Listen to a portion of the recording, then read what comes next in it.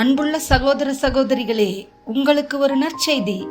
நாம் வரவிருக்கும் 2025 ஆண்டு ஜனவரி 1 365 நாட்களுக்கும் 365 தலைப்புகளின் கீழ் வேத வசனங்களை வாசித்து பகிர இருக்கிறோம். நீங்கள் இதை அனுதினமும் கேட்டு தியானித்து ஆசீர்வாதத்தை பெற்றுக்கொள்ளுமாறு கேட்டுக்கொள்கிறோம்.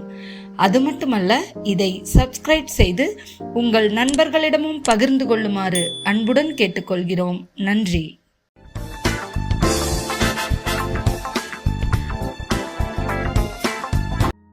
இன்று நாள் 98. தலைப்பு சந்தேகம். ஏசாயா 49 14-16 வரை. சியோனோ, கர்த்தர் என்னை கைவிட்டார், ஆண்டவர் என்னை மறந்தார் என்று சொல்லுகிறாள். ஸ்திரீயானவள் தன் கர்ப்பத்தின் பிள்ளைக்கு இறங்காமல் தன் பாலகனை மறப்பாளோ? அவள் மறந்தாலும் நான் உன்னை மறப்பதில்லை. இதோ என் உள்ளங்கைகளில் உன்னை வரைந்திருக்கிறேன், உன் மதில்கள் எப்போதும் என் முன் இருக்கிறது. மத்தேயு 8:25-27 வரை. அப்பொழுது அவருடைய சீஷர்கள் வந்து அவரை எழுப்பி, ஆண்டவரே, எங்களை இரட்சியும், மடிந்து போகிறோம் என்றார்கள். அதற்கு அவர், அற்ப விசுவாசிகளே, ஏன் பயப்படுகிறீர்கள் என்று சொல்லி எழுந்து காற்றையும் கடலையும் அதட்டினார். உடனே மிகுந்த அமைதல் உண்டாயிற்று.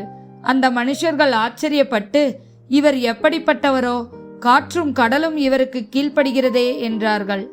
மத்தேயு 14:24-33 வரை. அதற்குள்ளாக படவு நடுக்கடலிலே சேர்ந்தது.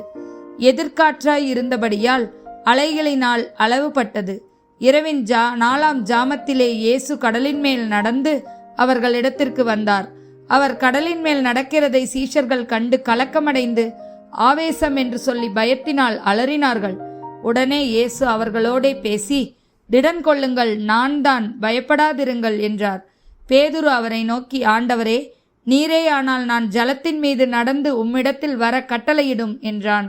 அதற்கு அவர், வா என்றார். அப்பொழுது பேதுரு படவை விட்டிறங்கி இயேசுவனிடத்தில் போக கடலின் மேல் நடந்தான். காற்று பலமாய் இருக்கிறதை கண்டு பயந்து அமிழ்ந்து போகையில், ஆண்டவரே, என்னை இரட்சியும் என்று கூப்பிட்டான். உடனே இயேசு கையை நீட்டி அவனை பிடித்து, அற்ப விசுவாசியே, ஏன் சந்தேகப்பட்டாய் என்றார். அவர்கள் படகில் ஏறினவுடன் காற்று அமர்ந்தது. அப்பொழுது படவில் உள்ளவர்கள் வந்து, மெய்யாகவே நீர் தேவனுடைய குமாரர் என்று சொல்லி அவரை பணிந்து கொண்டார்கள். யாக்கோபு 1:5-8 வரை.